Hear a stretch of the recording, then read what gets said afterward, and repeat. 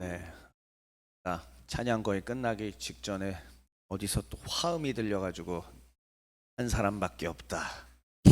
역시나 네, 정동지가 중간에 딱 들어오셨네요 보니. 누가복음 4장 16절부터 21절의 말씀입니다. 누가복음 4장 16절부터 21절 앞에 화면 보시면서 성경 말씀 같이 교독하고요. 강론 시작하겠습니다. 16절 먼저 읽겠습니다. 예수께서 그 자라나신 곳 나사렛에 이르사 안식일에 늘 하시던 대로 회당에 들어가사 성경을 읽으려고 서심해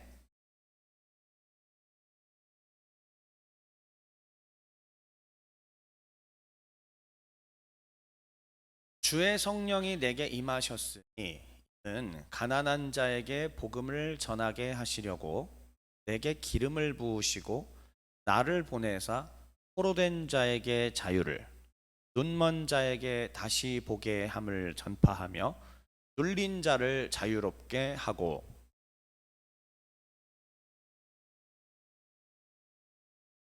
책을 덮어 그 맡은 자에게 주시고 앉으시니 회당에 있는 자들이 다 주목하여 보더라.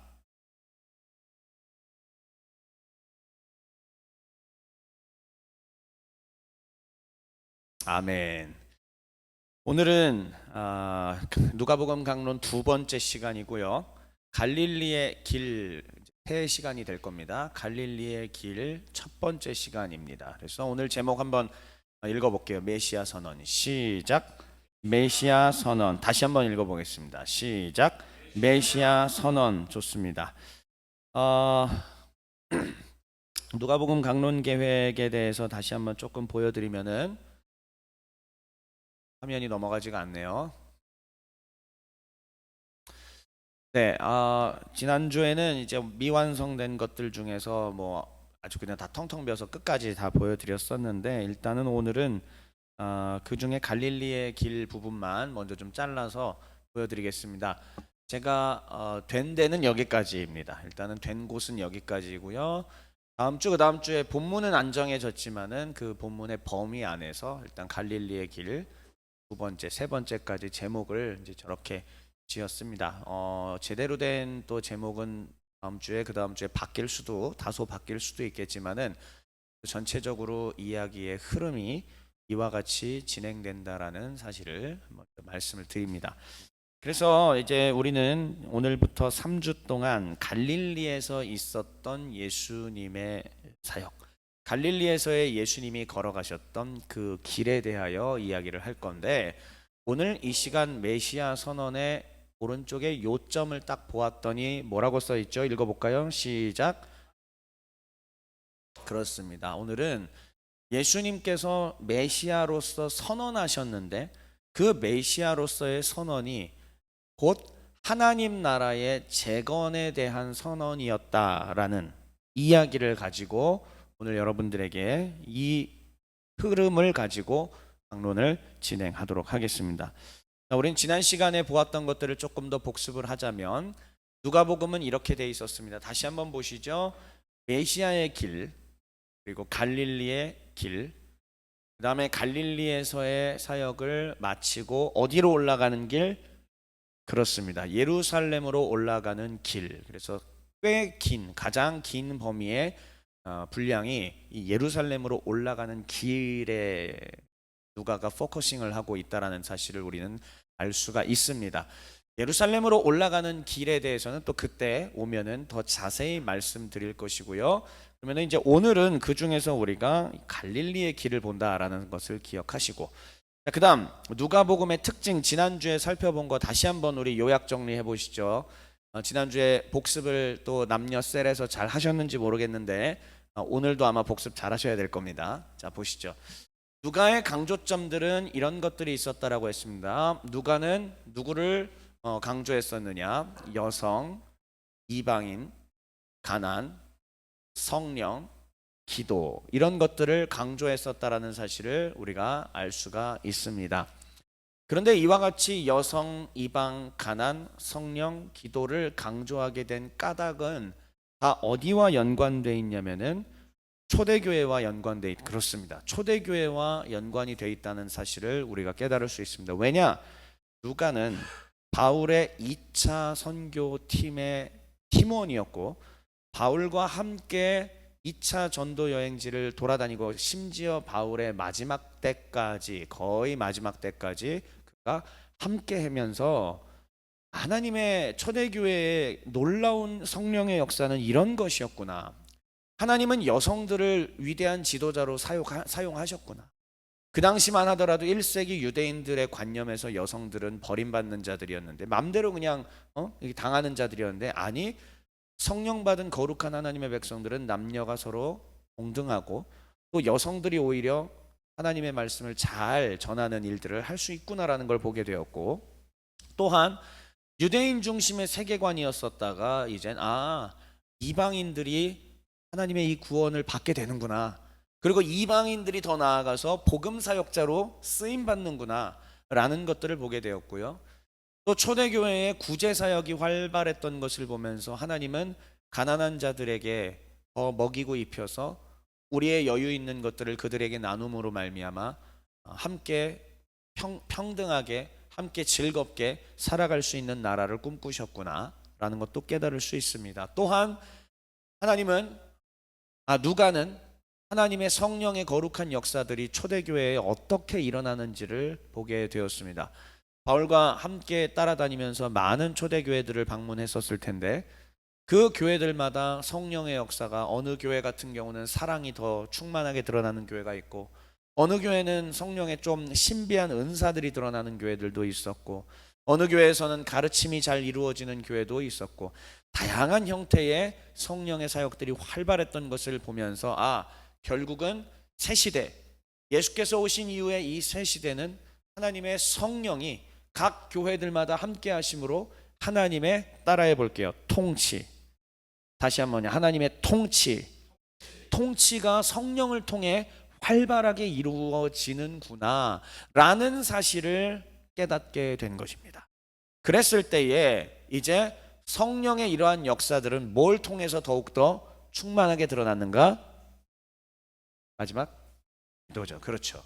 그렇기 때문에 누가는 자신의 초대교회 당시 사역했던 사역의 경험들을 가지고서 이 누가 복음과 또 그 이후의 사도행전까지 그래서 두 개가 한 세트라고 제가 말씀드렸죠. 이 누가 행전이라고 부르는데 이 누가 행전을 그래서 그가 지을 수 있게 되었다라는 사실입니다.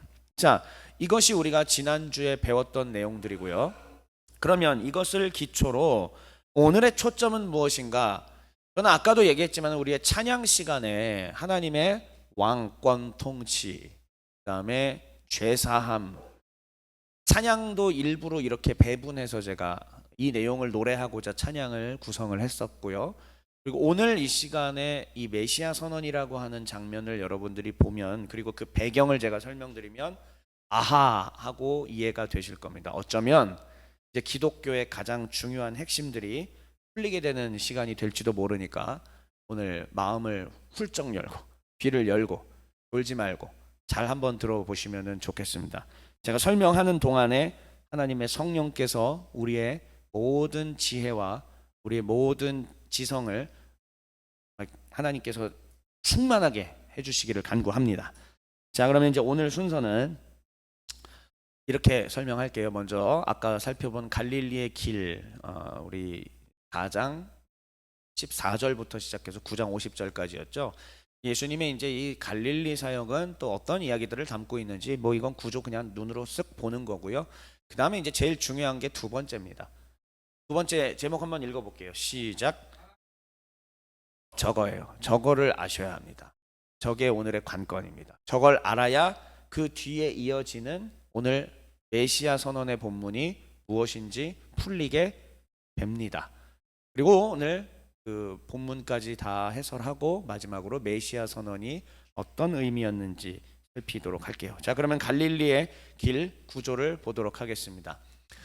간단합니다. 예수님께서 갈릴리에서의 사역은 어떻게 하셨냐면요. 오늘 본문에 해당하는 거죠. 맨 처음에 내가 누구다. 그렇죠. 다시 한번 내가 누구다? 메시아다. 이 선언으로 시작이 됩니다. 그런데 그것을 어디서 또 선언하셨냐면 재밌게도 고향에서, 나사렛이죠. 고향에서 하셨습니다. 선지자는 고향에서 존경받는 일이 없습니다. 내가 어렸을 때부터 나서 자란 곳이고 내가 아기 때 아장아장 걸어 다녔던 것들을 다 목격한 어른들이 살고 있는 동네인데 내가 거기서 선생 노릇을 한다고 했을 때 누가 내 말을 귀 기울여 주겠습니까? 그렇겠죠? 자, 그런데 그곳에서 예수님께서는 본인이 누구라고 얘기하시냐면 너희가 어릴 때부터 보고 자랐던 나 예수가 아니다. 나는 그 예수가 아니라 나는 하나님으로부터 보냄받은 메시아다. 메시아다. 이 메시아 선언을 하고 난 이후에 나중에 또 마태복음서에 대해서 제가 강론할 기회 있으면 자세히 말씀드리겠지만 예수님은 당신께서 메시아라는 것을 선언하신 이후에 이 메시아에게 기대되었던 그 당시에 유대인들이 익히 알고 있었던 메시아에게 기대되었던 그 사역들을 정확하게 그 사역들을 해 나가십니다. 그러면은 당시의 사람들에게 있어서 메시아가 이래 해야 된다라고 했던 건 뭐냐? 기적을 일으켜야 되는데 그 기적은 병을 고치고 귀신을 쫓아내는 사역입니다. 그러니까 이러한 현상이 드러나면은 그 사람이 누구다? 메시아다라는 어떤 일종의 기대감과 약속 같은 거였죠. 그래서 예수님께서는 오셔서 하나님 나라가 무엇인지 가르치시면서 기적을 베푸시는데 뭐 그 이후로도 여 부분뿐만이 아니라 쭉 그게 이어져 나갑니다. 자, 그 다음에 예수님께서는 가르침과 기적을 베푸시면서 이것을 당신 혼자서 하신 것이 아니라 이후에 예수께서 하늘에 올라가셔야 되거든요. 다 사역을 마치시고 하늘에 올라가셔서 하늘의 왕 천상의 왕으로 통치하실 때를 대비하여 이 하나님의 나라가 이 땅 가운데 이 복음이 퍼져나가게 하기 위하여 당신을 충실하게 따르는 제자 집단을 모집하십니다. 그리고 그 제자들을 모집하시고 제자들을 훈련시키십니다. 그래서 저기 괄호 열고 제자 훈련에 괄호 열고 보면 뭐가 써 있죠? 윤리와 실천이 써 있죠. 윤리라고 하는 것은 우리가 다른 말로 얘기하자면 여러분들이 익히 알고 있는 겁니다. 따라해 볼게요. 산상수훈. 네, 산상수훈이라고 하는 게 바로 천국의 윤리입니다. 이게 하나님 나라는 이런 거다라고 예수께서 완성해 주신 것이죠. 구약의 모세를 통하여서도 하나님 나라가 무엇인지 주어졌지만 여러분 그거는 가짜예요. 아니 가짜라고 얘기하면은 허위라는 의미의 가짜가 아니라 모형입니다. 그러니까는 진짜는 예수님이 말씀하신 게 진짜인 거고 그 진짜에 대한 모형으로 주어졌던 게 모세 시대에 주어진 하나님의 나라 윤리였던 것이죠.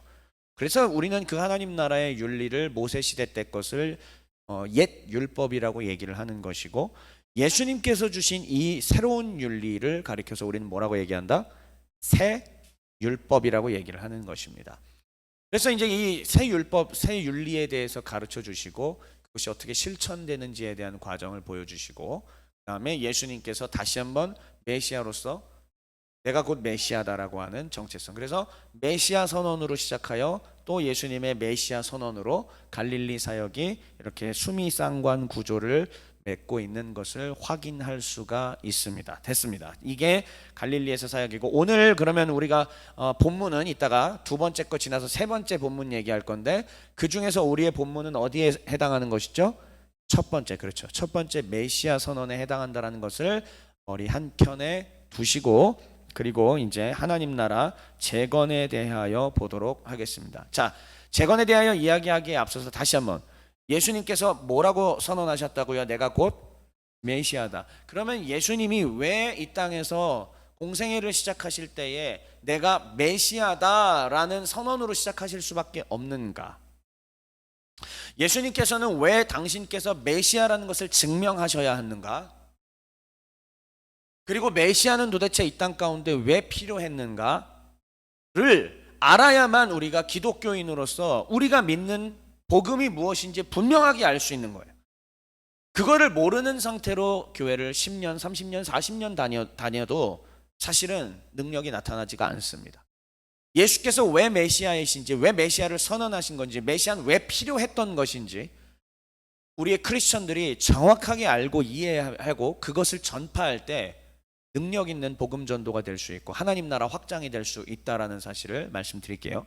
이걸 알기 위해서는 성경 전체가 뭘 말하는지를 알아야 하는데, 성경 전체가 말하는 것은 바로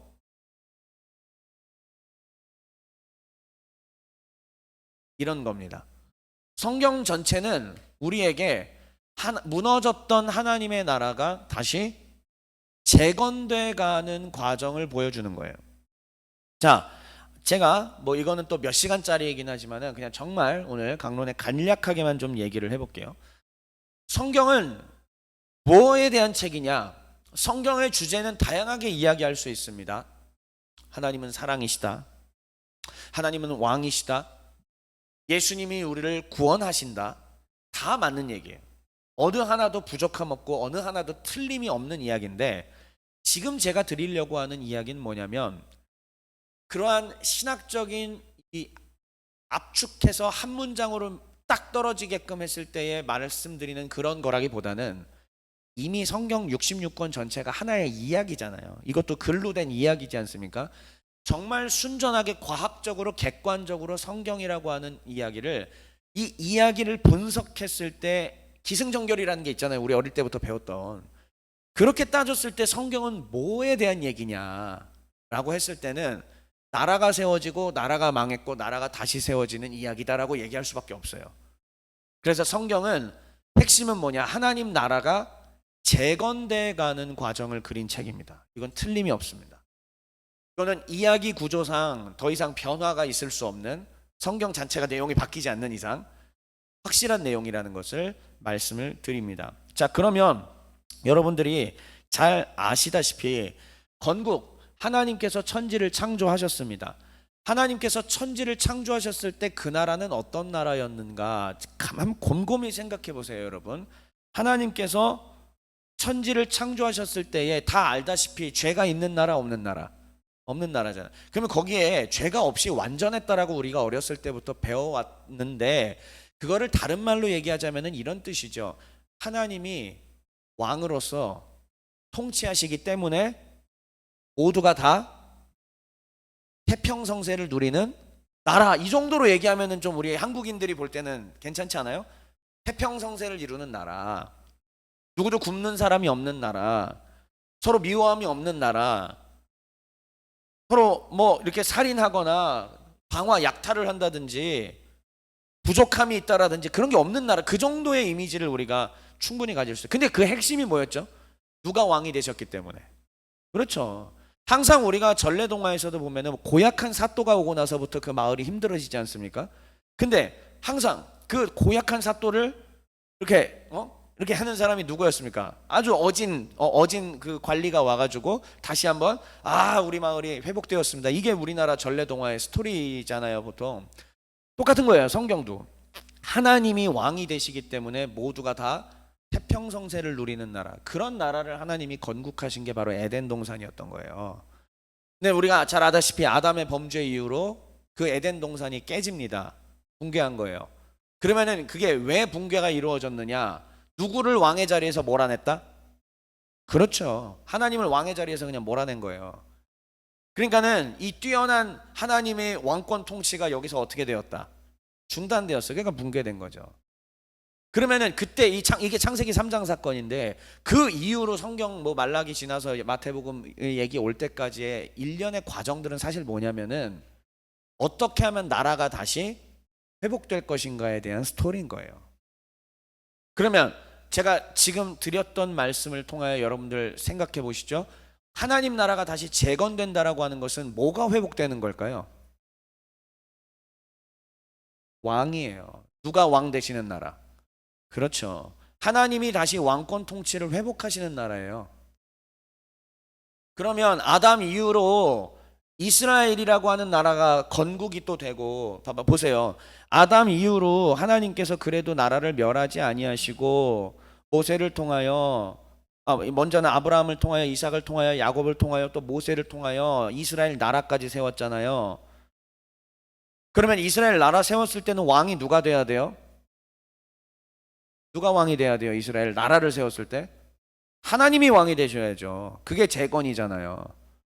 그런데 백성들은 뭘 요구했어요? 그때 인간 왕을, 우리도 왕을 세워달라. 다 아시는 스토리지 않습니까? 뻔한 이야기이긴 하지만 이 뻔한 이야기가 얼마나 중대한 스토리인지를 아셔야 돼요. 자, 다시요. 백성들이 뭘 요구했다고요? 왕을 요구했다고요. 왕이 이미 있는데. 그럼 뭐냐? 하나님이 통치하시는 나라, 재건되는 것을 이스라엘이 적극적으로 온몸으로 지금 뭐 한 거예요? 거부한 겁니다. 그러니까는 구약의 이스라엘이라고 하는 나라가 있지만 이 이스라엘이라고 하는 나라는 사실상 하나님 나라가 재건된 게 아닌 거예요. 더 자세한 얘기들은 제가 나중에 또 설명드리도록 하고, 그런데 진짜 하나님의 나라가 재건되는 시점이 왔으니 성경은 그 하나님의 나라가 재건되는 시점을 언제라고 얘기하고 있느냐? 예수님의 부활인 거예요. 예수님이 오셨을 때도 아니고요. 예수님이 공생애 하셨을 때도 아닙니다. 예수님이 심지어 십자가에서 돌아가셨을 때도 아니에요. 그때까지도 다 준비 과정입니다. 아직은. 그리고 언제 그럼 나라가 딱 재건되었다라고 선언할 수 있느냐? 언제일까요? 부활인 거예요. 왜 그런지는 이제 이 뒤에서 얘기할 건데, 그러면은 예수님께서 공생애 시작하실 때 그러면 선언하신 것은 무엇이냐? 이거예요. 자, 이 부활, 예수님의 십자가의 죽음과 부활을 지금 염두에 두시고 한 3년 정도 뒤에 그 일이 일어날 건데, 예수님께서는 뭔 얘기를 하신 거냐면은 이제 내가 왔다. 내가 온 것은 다른 걸로 온 게 아니라 뭐로 왔다? 왕으로 왔다. 하나님이 직접 왕이셨지만은 아담을 통하여 대리 통치하셨던 것처럼 이제는 새 나라를 재건시킬 건데 누가 왕이 될 것이다? 하나님인 내가. 예수님은 성자 하나님이시잖아요. 하나님의 부하가 아니잖아요. 단순한 하나님의 아들이 아니지 않습니까? 그러니까 하나님인 내가 직접 뭐가 되겠다? 왕이 되겠다. 그거를 메시아 선언 때 해버리신 거예요. 그리고 그 일이 일어날 거다라고 선언한 거고, 그 일이 어디에서 완수시키신 거냐면은 십자가의 죽음과 부활을 통해서 예수께서 완수하신 겁니다. 그러면 이제 이러한 지금 제가 설명을 쭉 드렸는데 그 하나님 나라가 재건되는 조건을 다시 한번 눈으로 확인하시죠. 자, 이제 지금 제가 말로는 드렸는데 눈으로 확인하시면서 우리 성도 여러분들이 하나님의 나라의 재건의 조건은 무엇인가 확인합시다. 자, 글이 좀 작긴 한데 보이시죠? 하나님 나라의 먼저 조건인 거예요. 자, 이게 처음에 에덴 동산을 지으시고 온 우주 만물을 지으셨을 때에 하나님 나라의 조건이 뭐냐면은 일단 제왕과 백성 관계로만 이해하시면 됩니다. 다른 거 다 필요 없어요. 뭐와 뭐? 제왕과 백성. 누가 왕이냐? 그리고 누가 백성이냐? 자, 하나님은 인간을 왜 창조하셨을까요? 백성이 있어야 나라가 되거든요. 하나님은 처음부터 건국하신 겁니다. 하나님이 태평성세를 주시기 위한 그 아름다운 나라를 만드신 건데, 첫째, 자, 제왕, 하나님 나라의 조건이 첫 번째. 읽어볼게요. 시작. 핵심은 하나님이 왕으로서 직접 다스리셔야 돼요. 직접. 그런데 에덴은 재밌게도 하나님께서 직접 다스리긴 하지만 하나님의 직접적인 통치권을 누구에게 위임해줬다? 아담에게. 그러니까 사람이 얼마나 대단한 존재인지, 그러니까 하나님이 인간을 얼만큼 생각해서 그 위치를 보장해 주셨는지를 아시겠죠? 하나님인 거예요. 쉽게 얘기하면 하나님을 대신할 수 있는 그 권한과 권능을 주신 것이 바로 아담이었던 거죠. 그러니까 아담이 통치하는 것은 곧 누가 통치하는 거나 다름이 없다? 하나님이 직접 통치하시는 것과 다름이 없는 겁니다. 자, 그래서 하나님이 왕으로서 통치하시는 나라고, 그러면은 그 나라의 백성은 어때야 되느냐 읽어볼게요. 되게 중요합니다. 시작. 이거예요. 그러니까 하나님 나라가 형성이 된다, 성립이 되려면은요, 왕은 하나님이 직접 왕이 되셔서 통치하셔야 되고, 백성은 어때야 된다? 법적으로, 관계적으로 하나님하고 막힘이 없어야 돼요. 이게 핵심입니다. 그런데 다 아시다시피 아담을 통하여 나라가 붕괴되었습니다. 나라가 붕괴되었다라는 얘기. 자, 그러면 이게 뭐냐? 제왕 자리에서 하나님이 이제 아담이 하와와 함께 선악과 열매를 먹었을 때는 이미 그게 뭘 말하는 거냐면 하나님 당신을 왕으로 인정하지 않습니다. 왜? 나도 하나님처럼 될 수 있겠지. 나도 왕이 될 수 있겠지랑 같은 얘기거든요. 그래서 하나님을 왕에서 배제시킨 거예요. 자, 그런 결과 하나님께서 저주와 심판을 내리셨고, 그 순간에 인간과 그 인간의 후예들은 앞으로 뭐가 되는 거냐면 유죄가 되는 겁니다. 일단 법적으로 문제가 생겼어요. 법적으로 하나님 앞에 유죄로 심판받은 것이고, 이 유죄는 그 이후로 쭉이었습니다. 계속 쭉 유죄인 거예요. 모든 인간은 다 유죄인 거예요. 그리고 유죄가 된 것으로 그치는 게 아니라 유죄의 결과 하나님과의 관계가 단절됐어요. 자, 이렇게 위에 한번 다시 보세요. 백성은 어때야 된다고요? 원래 하나님 나라라면 법적으로, 관계적으로 막힘이 없어야 됩니다. 그런데 아담의 범죄로 인하여서 법적으로 어떻게 되었어요? 막혔습니다. 관계적으로 어떻게 되었습니까? 막혔습니다. 나라가 붕괴된 겁니다. 그러면은 성경은 이제 이 이후로부터, 이게 창세기 3장 이야기였잖아요. 그 이 이후로부터 성경은 뭘 말하는 책이냐? 하나님 나라가 다시 어떻게 재건될 수 있느냐에 대한 얘기예요. 자, 그러려면 이제 위에다 살펴봤으니까 간단합니다. 하나님 나라 재건 조건, 제왕 부분 읽어보세요. 시작. 이게 돼야 돼요. 보위에 오르다, 왕위에 오르다라는 얘기죠. 하나님이 그 보위에 직접 오르셔야 됩니다. 하나님이 직접 보위에 오르면 도대체 어떻게 해야 하느냐? 구약은 다 실패한 거예요. 하나님을 보위에 올리려고 했지만 인간 왕이 필요합니다. 인간 왕이 그러면은 아담처럼 대리하여 잘 하겠지라고 생각했지만 철저하게 우상만성을 숭배했습니다. 개 중에 괜찮았던 왕 소수가 나오긴 했지만 너무 적었고 대부분 다 하나님을 왕의 자리에서 축출해내었습니다. 그게 이스라엘의 역사였습니다. 자, 백성, 그러면 재건되려면 백성들은 어떻게 돼야 될까요? 읽어봅시다. 시작. 네, 법적으로 지금 유죄 상태잖아요. 이 유죄 상태가 무죄 상태로 법적으로 해결돼야 돼요. 일단 법적으로 해결돼야 관계적인 것까지도 이제 해결될 수 있거든요. 그렇죠? 자, 그렇다면 이제 이 지금까지 살펴본 것으로 하나님께서 이걸 어떻게 하면은 왕위의 자리에 오르시고 그 다음에 법적으로 관계적으로 막힘없는 백성을 만들어내실 수 있는가, 이게 관건이잖아요. 핵심이죠. 이게 다음 화면에 나옵니다. 그거를 위해서 하나님께서 정하신 것이 무엇이었냐면은, 하나님의 이 프로젝트가 놀랍습니다. 첫 번째 프로젝트는 뭐냐? 하나님이 원래는 한 분으로만 알고 있었는데, 여전히 한 분이시죠. 신학적으로 그렇게 고백하지만 이후에 예수님이 오시면서 새롭게 알려진 사실이, 우리에게 새롭게 드러난 사실이 있습니다. 뭐냐? 하나님은 거룩하신 성 삼위로 계시다라고 하는, 그 이전까지는 아무도 몰랐던 거죠. 근데 예수님이 오심으로 말미암아 비로소 알게 된 겁니다. 아, 성자, 성령, 성부로 이루어져 있는 하나님이셨구나. 신비하지만 거기까지만 모르지만 우린. 자, 그런데 하나님의 이 놀라운 프로젝트는 뭐냐면 성삼위의 놀라운 연합 사역인데, 첫째, 먼저는 성자를 인간으로 보내자. 성자의 강생 사역이에요. 그러면 성자를 인간으로 보냈을 때는 뭐냐? 뭘로 보내는 거냐면 그를 제왕으로 보내는 겁니다. 왕으로. 제왕으로서 그를 보냈을 때에 하나님의 직접 통치가 다시 이루어질 수 있는 가능성이 현저하게 이제 올라가는 거죠. 좋아요. 그런데 또 하나, 아까 백성들이, 자, 하나님, 그럼 왕권 통치는 이제 해결될 것 같아. 제왕의 자리에 다시 보위에 오르는 건 해결될 것 같아. 문제는 백성입니다. 백성이 뭐가 해결돼야 돼요? 무슨 담 두 개가 무너져야 돼? 법적인 게 무너져야 되고 관계적인 게 무너져서 해결돼야 돼. 그러면은 이 법적인 게 해결되기 위해서 하나님께서 하신 것이 무엇이냐? 성자를 통하여서 속죄의 완전한 속죄 제사를 드려버리게 한 거죠. 구약시대 때는 왜 안 됐냐면은요, 전에도 얘기했지만은 계속 불완전한 제사의 반복이었거든요. 그러니까 이건 속죄가 이루어지지 않아요.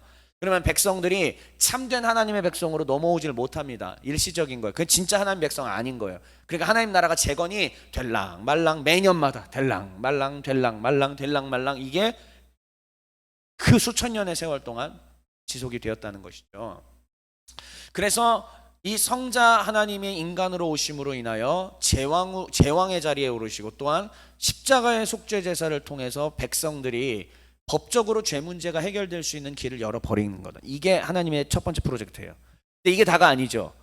그리고 난 다음에 진짜 왕으로 통치하려면요, 거기서 인간 왕으로 통치하는 게 아니라 하늘에서 통치하시기를 결정하신 거예요. 그게 진짜니까. 온 우주의 주인이 되셔야 되니까. 그래서 그리스도께서 십자가의 사역을 완수하시고 우리가 잘 알다시피 다시 하늘로 승천 올라가셨습니다. 그리고 하늘의 왕이 되셔서 이제 왕의 통치는 계속 되는데, 그 왕의 통치가 계속 될 때에 누구를 보내시느냐, 그 타이밍에 누구를 보내셔요. 지금 이 내용을 전부 누가 기록해 줬죠? 누가가 기록해 줬습니다. 누가가 누가복음과 사도행전을 통해서 이 정보를 우리에게 다 줬잖아요. 승천하는 장면, 다시 오신다라는 장면, 성령이 강림하는 장면, 전부 다 누가 기록해 줬어요? 누가가 기록해 줬습니다. 하나님이 누가를 얼마나 위대하게 썼는지 아시겠죠? 자, 그래서 왕의 통치가 지속되는 것은 물론이거니와, 그 왕의 통치가 그러면 어떻게, 그러면 각 사람들마다 한 명 한 명이 교회라고 쳤을 때 보세요. 여기 지금 우리 다 교회잖아요. 우리 한 명이. 이 사람들에게 어떻게 왕의 통치가 직접 임하고 또 어떻게 죄사함의 효과가 직접 임하게 할 수 있느냐, 하나님이 정하신 두 번째 프로젝트는 뭐냐면, 이거를 성삼위일체 중에서 성부가 계획하셨고 성자가 지금 실행하셨죠. 그 다음 누가? 성령을 보내셔서 이제 예수 그리스도의 왕되심과 예수 그리스도의 십자가의 속죄 은혜가 성령을 통하여 각 사람마다 임할 수 있도록 역사하여 주셨습니다. 할렐루야. 예, 우리 하나님이십니다. 그래서 우리 하나님께서 이렇게 거룩하신 성삼위의 사역, 연합 사역을 통해서 이 놀라운 하나님의 나라를 재건시키신 거예요. 그러니까 예수 그리스도께서 부활하지 아니하셨으면 죄사함이 아직 안 되기 때문에, 그래서 재건이 언제 시점이냐? 부활이라고 말씀드릴 수 있는 것입니다. 그럼 여기 아래에 있는 이 두 가지 질문 다 해결됐죠. 어떻게 해야 하나님이 직접 통치하실 수 있는가? 예수께서 오셨습니다. 하나님이 직접 인간으로 오셨죠. 또 하나, 어떻게 해야 직접 통치하실 수 있는가? 십자가의 사역을 이루시고 하늘에 올라가셔서 하늘의 왕으로서의 통치를 이루심으로. 또한 다시 한번, 어떻게 해야 직접 통치하실 수 있는가? 성령을 각 사람들에게 보내서 그 왕권 통치가 한 사람 한 사람에게 직접 간 거예요. 직접 가게 하신 거예요. 이해되셨죠? 이럴 때 감동이 혹시 있으면 아멘 하셔도 되고 할렐루야 하셔도 되고. 네, 저는 지금 이게 설명하면서도 가슴이 뛰거든요. 자, 그러면 백성들, 이제 제왕의 문제는 다 해결됐습니다. 백성의 문제가 해결돼야 돼요. 어떻게 해야 하나님의 백성들이 무죄 판결을 받을 수 있을까? 제왕께서 오셔서 완전한 십자가의 속죄를 이루어 주셨습니다. 불완전한 십자가의 속죄가 아니라 완전한 십자가의 속죄, 딱 한 번으로 끝나요. 완전하니까 더 할 필요가 없잖아요. 한 번으로 끝났어요. 그리고 그것을 성령을 통해서 믿게 하여 주셨고, 그 믿는 자들이 이제 어떻게 되느냐? 그러면 성령이 그 사람에게 임함으로 인하여 하나님의 아들인 예수 그리스도의 왕권 통치와 죄사함의 십자가의 속죄의 효력이 성령을 통해 그에게 가는 겁니다. 그래서 그 사람은 무죄 판결을 받을 수 있게 된 것입니다. 이게 바로 하나님 나라의 재건이에요. 자, 그러면 지금 우리는 누가복음 강론이었고, 다시 한번 메시아 선언이라고 하는 것으로 이야기를 출발했습니다. 하나님의 전체 프로젝트가, 하나님 나라를 재건시키려는 프로젝트가 여기까지 다 밝혀졌습니다. 우리 시대에. 그러면 이 시점에서 2025년 현재 우리 종회교회 사랑하는 가족 여러분들, 누가복음 이제 4장 16절에 예수님께서 메시아 선언하는 장면으로 한번 다시 가보시죠. 예수님은 이런 계획을 이미 다 알고 계셨고요, 아버지 하나님의 뜻을 이루시고자 직접 성자께서 인간으로 강생하여 오셨고 다 이해하고 계셨을 겁니다. 그리고 본인께서 어떻게 왕으로서 또 십자가의 속죄를 이룰지 다 알고 계셨죠. 그런 상황 가운데 주님께서 어릴 때 나서 자라셨던 그 고향의, 굳이 고향에서 나사렛의 회당에 들어가서 이러한 엄청난 선언을 해버리시는데, 오늘 배운 이 재건과 연관하여 다시 한번 이제 본문을 보면 달리 보이게 될 것들이 있을 겁니다. 자, 그러면 이제 성경 본문 오늘 본 거 다시 한번 짧습니다. 쭉 보고 제가 설명드릴게요. 먼저는 16절부터 17절입니다. 읽어주시죠. 시작.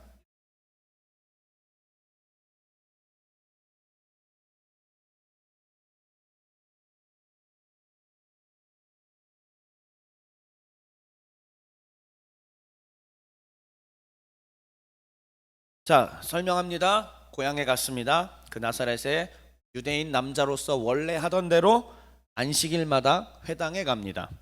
회당에 들어갔는데 재밌게도 제가 형광펜으로 칠해놨죠. 성경을 읽으려고 섰다라고 하는데 예수님이 도대체 뭔데? 예수님이 뭔데 성경을 읽어? 여러분 그러니까 우리 보통 교회에서도 이렇게 앞에 이렇게 쉽게 얘기하면 앞에 나와서 마이크 잡고 뭘 한다는 얘기예요. 이거를 그냥 예수님이 뭔데 갑자기 이거를 시켜주냐 이거지. 단순히 고향 나사렛 출신이니까 거기 다 나사렛 출신이고. 자, 그래서 그것이 이제 좀 궁금할 것 같아요. 그래서 오른쪽에 제가 이렇게 써왔습니다. 유대 회당의 관습을 여러분들이 좀 아셔야 돼요. 유대 회당은요 매 안식일마다 가서 이런 식으로 그들은 예배를 드렸습니다. 첫째, 쉐마 이스라엘이라는 신명기 말씀이 있어요. 들으라 이스라엘이여, 너희 하나님은 오직 유일한 하나님이시니 마음과 뜻과 정성을 다해 하나님을 사랑하라. 이런 내용이 이제 신명기 쉐마 부분인데, 이것을 제일 먼저 낭송하고 신앙 고백적인 표현들이죠. 그리고 기도하게 됩니다. 그렇게 예배를 출발해요. 이들은 매 회당 예배를. 그 다음에 반드시 첫 번째로는요 오세오경이죠. 창세기, 출애굽기, 레위기, 민수기, 신명기, 이 율법서에 대한 것들을 7명이 돌아가면서 낭독을 하게 됩니다. 이번 주에 이만큼 했으면은 그 다음 주에는 그 다음 이어서 또 이렇게 하고, 그 다음 주에는 또 그 다음 이어서 하고요. 율법서를 낭독하고요. 그 다음에 이 율법서에 대한 내용과 연관되어 있는 예언서 부분을 낭독을 하는 게 이 당시의 풍습인 거예요. 예언서라고 하면 우리가 잘 알고 있다시피 이사야, 예레미야, 에스겔, 호세아, 요엘, 아모스 이런 것들을 다 예언서라고 얘기하지 않습니까? 그런데 이게 매 주마다 유대인들이 회당에서 자신들이 예배드렸던 관습인데, 그래서 율법서를 낭독하고 그 다음에 예언서를 낭독해요. 근데 이 예언서는 몇 명이 낭독했다? 네, 아니요. 예언서요. 한 명이 했습니다. 한 명이. 그러니까 한 명이 하는데, 그러면 누구에게 이 기회를 주느냐? 보통은 이것을 읽고 그 다음에 그 사람이 보통은 설교로 이어지는 경우가 많대요. 그 예언서를 읽은 사람이 설교로 이어지는 경우가 많은데, 대개는 그러면 당연히 누가 설교를 하겠습니까? 제가 여기서 갑자기 신성도님 나와서 설교하세요 그러면 갑자기 어떻게 되겠죠? 네, 멘붕이, 그 정확한 표현하셨습니다. 멘붕이 오겠죠, 갑자기. 그러니까 보통은 이렇게 말씀의 훈련을 받은 사람, 지식인 이런 사람들이 와서 설교라는 것들을 하죠. 그러니까 예언서 낭독을 할 때 그런 사람들을 보통 이제 그런 사람들이 하고 설교까지 이어서 할 텐데, 예수님이 갔을 때 예수님이 성경을 읽으려고 섰다라는 표현은 뭐냐면은 예언서 읽으려는 그 타이밍에 딱 가가지고 이러고 계시는 거예요. 제가 웃기게 표현을 한 거지만, 자, 그런데 무슨 말이냐? 이미 예수님은 공생애 시작하시면서 저 사람은 남다르다, 저 사람은 지식인이고 저 사람은 율법에 대하여 정통하고, 우와, 아우라가 있다, 선지자인 것 같다, 벌써 이미 그게 형성이 돼 있었지. 그러니까 여기서 예수님이 이러고 있을 때, 예수가 왔네. 이러면 저분은 뭐 뛰어난 선생님이라고 하는데 한번 오늘 한 수 부탁드립니다. 약간 이런 그림이라고 이해하시면 돼요. 오케이? 그랬을 때에 이제 이 능력 있고 영향력 있던 예수님에게 이렇게 기회를 줬을 때, 그런데 이제 이 말씀, 그 예언서 두루마리를 전달해 준 사람이 어떻게 하냐면은 이사야의 글을 아예 그냥 줬대요. 예수님이 직접 뽑았다기보다 이사야의 글을 줬는데, 책을 그럼 두루마리를 쭉 폈겠죠. 그 다음에 어디를 읽을지는 누가 선택하는 거예요? 네, 읽는 사람이 선택하는 겁니다. 그럼 예수님이 그때 그 분량 많잖아요. 이사야 쭉 보다가 여기 읽겠어요 이렇게 얘기하시면서 예수님이 읽었으니, 그 읽은 내용이 뭐냐? 18, 19절이에요. 자, 우리 예수님이 선택한 부분 여러분들이 직접 읽어보세요. 이사야의 내용인데 조금 빠진 게 있어요. 그런데 어쨌든 누가복음은 이렇게만 기록하고 있지만 그 내용을 보십시오. 시작.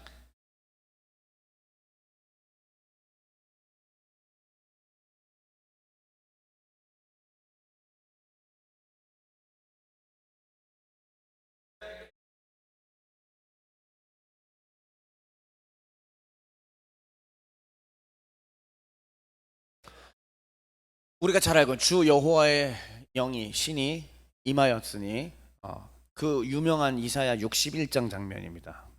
제가 종의 정신 강론할 때도 성령 파트에서 이 부분을 아주 힘주어서 강론을 했었고요. 내용이 궁금하신 분들은 유튜브 가서 보시면 됩니다. 주의 성령이 내게 임하였는데, 이제 그 예수님이 지금 뭘 선언하시냐면은 이 61장 내용 딱 읽으면서 지금 이게 누구다, 이 내라고 한 게 누구다, 이제 나다라는 거. 이거를 그 이사야의 내용이, 여기 내용을 지금 자기에게 지금 적용시키시는 거예요. 자, 보통의 입장에서는 이제 뭐예요? 이렇게 되면은 이단이 되는 겁니다. 그러니까는 여러분의 박 목사가 갑자기 이게 나다라고 얘기하는 순간이 우리가 어떻게 될까요? 이제 앞으로 사요나라죠. 이제 다 도망가고 사이비가 되고 이단이 되는 겁니다. 지금도 수많은 이단들이 결국은 그렇게 양산이 되고 있는 거잖아요. 근데 예수님이 지금 그게 나다라고 얘기를 하시는 거예요. 그런데 그 성령이 왜 임하였느냐, 나에게. 여러분 생각해 보십시오. 예수님에게 성령이 임하였다. 그리고 예수님이 공생을 시작하실 때에 요단강에서 요한에게 뭐 받으셨어요? 세례 받으실 때에 성령이 그에게 임하였다라고 얘기를 했죠. 그럼 그에게 성령이 임하였다라는 것은 뭘까요? 종의 정신 재작년에 들으셨던 분들은 답을 하셔야 됩니다. 이게 뭔 대관식이라고 제가 얘기했는데, 메시아 대관식이라고 얘기했어요. 그러니까는 예수님께서는 지금 뭐냐면은, 맞아요, 왕으로서 우리 정동지 정확하게 얘기했어요. 왕으로서 지금 대관식을 받으신 거예요. 보위에 오르신다라는 뜻이죠. 보위에 오르신다고요. 그러니까 성령이 임하였다라는 건 다른 의미가 아니라 왕으로서 지금 여기 오셨다라는 그것, 그리고 그게 지금 너희들 눈앞에서 되었다라는 것을 예수님 먼저 얘기하시고, 그래서 그럼 그 왕이 오시면은 어떻게 한다? 왕이 오셨을 때 무슨 현상이 벌어진다? 가난한 자에게 복음이 전파되고, 포로된 자에게 자유, 눈먼 자가 다시 보게 하면, 눌린 자가, 문자 그대로의 병 낫는다는 의미는 아니에요. 더 심오한 뜻입니다. 그러니까 하나님 앞에 법적으로, 관계적으로 단절되어 있었던 자들이 이제 어떻게 된다는 뜻일까요? 이 말이 해결된다는 거예요. 법적으로도 이제 유죄에서 무죄의 길이 열리는 거고, 그 다음에 관계적인 것에서도 하나님의 완전한 사랑을 다시 입기 때문에, 아까 얘기한 건국할 때 뭐였죠? 태평성세 얘기했잖아요. 그 태평성세가 이제 이 영혼들에게 이루어질 것이다. 물리적이고 물질적인 의미가 아니에요. 그의 영혼이 하나님으로부터 태평성세를 덧입게 될 것이다라는 얘기입니다. 지금 예수님께서 선언하신 게 이 내용이에요. 그러니까 결국은 주의 은혜의 해를 전파하게 하려 함이라. 이게 바로 하나님의 은혜다. 더 자세한 얘기가 있지만 어려운 얘기는 빼겠습니다. 다. 그래서 오른쪽의 내용 보면 예수님의 이 이사야 예언을 낭독하시고 그 다음에 설교하신 내용을 종합해 보자면 뭐냐면, 나 예수에게 성령이 임했다. 그래서 내가 왕이다. 난 메시아다. 내가 곧 하나님의 왕권 통치를 회복할 자다. 그리고 그로 인하여서 포로된 자가, 눌린 자가, 눈먼 자가 회복되는 역사, 그들의 영혼이 회복되고, 마귀에게 사로잡혀 있었던 영혼들이 회복되고, 정말로 구원받을 수 없었고 지옥의 무정행으로 갈 수밖에 없었던 영혼들이 회복되고, 하나님의 무너졌던 나라가 다시 재건될 것이다 라는 것을 예수님께서 선언하신 것입니다. 자, 20절 21절 읽어봐요. 시작.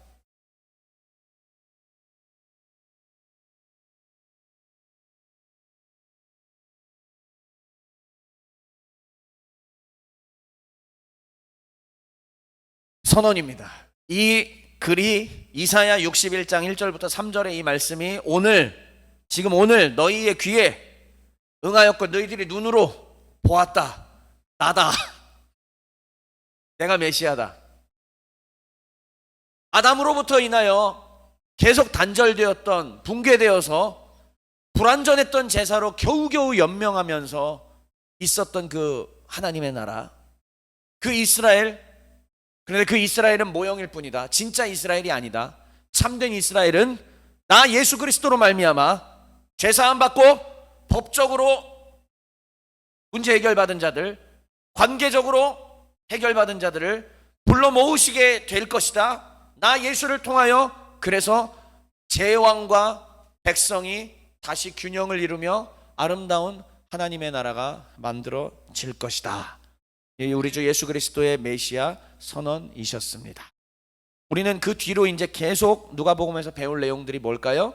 그 하나님의 나라가 무엇인지, 어떻게 회복되는 것인지, 그래서 우리는 뭘 해야 되는지, 이런 것들을 배우게 되겠죠. 자, 오늘 메시아 선언 마지막으로 정리해 보겠습니다. 간단합니다. 그래서 이 메시아 선언 첫 번째 읽어볼게요. 시작.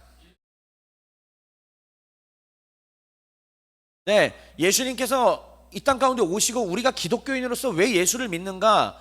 왕이 되기 위하여 오신 그 예수님을 믿는 거예요. 그러니까 예수님의 왕권 통치를 우리는 인정하고, 그러면은 더 나아가서 지금 여러분들이 진짜 죄 용서받은 하나님의 거룩한 백성, 신자가 되었다라고 믿는다라면 어떻게 해야 되느냐? 저분의 왕되심을 인정해야 된다는 얘기예요.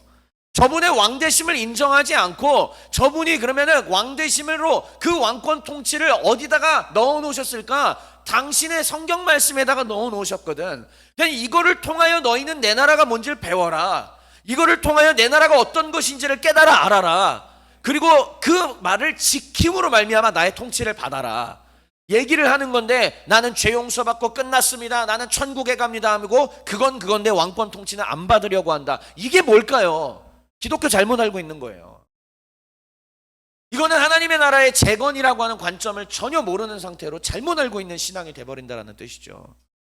하나님은, 예수님은 정확하게 왕권, 하나님의 왕권 통치를 직접적으로 이루시려고 오신 분이세요. 아담은 대리로 통치했고, 근데 예수님은 하나님이시기 때문에 직접 통치하시는 겁니다. 아담이 이루어 놓은 그 모든 문제를 예수님, 둘째 아담으로, 완전한 하나님으로 오신 둘째 아담이신 예수께서 완성시켜 놓으셨습니다. 죄를 사하셨습니다. 완전한 속죄를 이루어 주셨습니다. 자, 두 번째 읽어볼게요. 시작.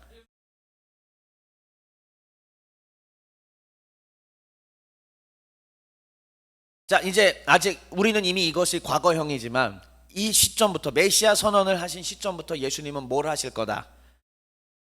예, 백성들의 이제 죄악의 문제를 서서히 해결해 나가실 겁니다. 물론 그건 십자가까지 가야 돼요. 근데 빌드업을 해 나가시는 거예요. 그 빌드업들 서서히 계속 가면서 일단은 병 고쳐줄 거고요, 일단은 귀신도 쫓아줄 거고요, 가르치실 거고요, 계몽시키고 하나하나 변화시키실 것이고, 변화돼서 이 백성들이 어떻게 될 것이냐? 서서히 이게 하나님 나라구나라고 깨닫게 될 것입니다.